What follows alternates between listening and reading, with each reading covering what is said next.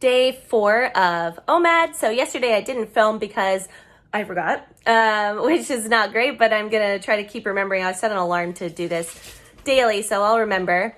And so far things are going great. What I'm finding is in the evening, I'm really full pretty quickly when I'm eating my meal. So I'm like yesterday, I think I maybe topped out at 1,000 calories, which is not a lot. So we'll see if that continues or if my body starts naturally adjusting and wanting to get in more calories. But I also did a really important thing yesterday, and I wrote down several reasons why maybe I won't keep going with this. I wanted to kind of do a little fears matrix and see if I could just find solutions to those fears so that if they come up, I have ways around those obstacles. So I wrote down in my journal just some obstacles and ways that I can get past those obstacles. So there's really only 3 big ones that are reasons I might stop. The first one is that if I don't see enough progress, or if I don't see any progress, which it's been, what is this, day 4, and I've already lost 4.5 pounds. So I think I'm seeing progress. I think that one's not going to happen. But if I stop seeing progress, like if I slow down in losing or if I plateau or whatever, my way around that is I'm just going to weigh myself daily. And the reason why is that when you weigh yourself 1 time a week, everything builds up to that 1 point. And weight loss is like this. It's not like, I don't know, it's not like every single time you weigh, it's going to be down. It's going to go up. It's going to go down. The next day you'll gain a half pound, the next day you'll have lost 2 pounds. It's like very weird. So if the day that I weigh once a week happens to be the day that I am up, that I'm going to be discouraged. So instead I'm weighing daily so I can see the up down and I can make a trend line that makes me feel better.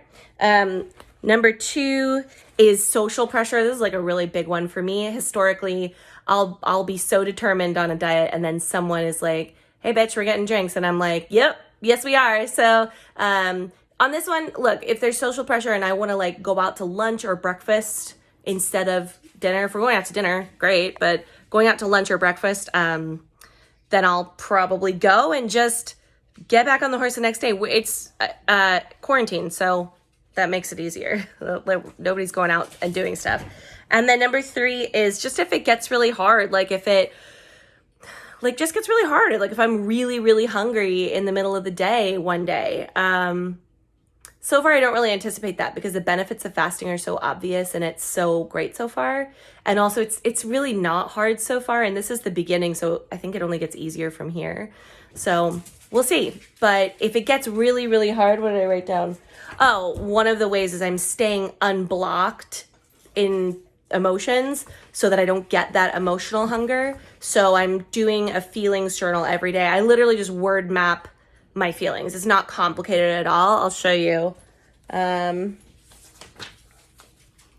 So like this was a couple days ago and I literally just word map out the feelings that I'm feeling and that's it. It's super dirt simple, but it's just, I think, taking that moment every day to reflect on what you did feel that day and identify those emotions, put name to them so that they're unblocked and they're out there and you can think about them if you need to. I think is really the key to staying really fluid and smooth and unblocked there so that if the fasting gets hard, then I'll have the emotional wherewithal to stick with it. So those are the 3 reasons I might fail, and those are the actions I'll take if one of those things happen. And we're sailing into day 4. I just did a really hard lifting workout. Yesterday I did yoga. Today I did a hard lifting workout, and we'll see how I feel. I've been getting hungry earlier and earlier in the day. Like if the first day it was like I didn't get hungry till like 4. By yesterday I was getting hungry by like 11. But you just kind of go drink some water or some coffee and just power through, and by the time you get to 2 p.m., you're like, I got this. It's no problem. You know you're going to make it to 6 at that point. So day 4, we'll check in tomorrow.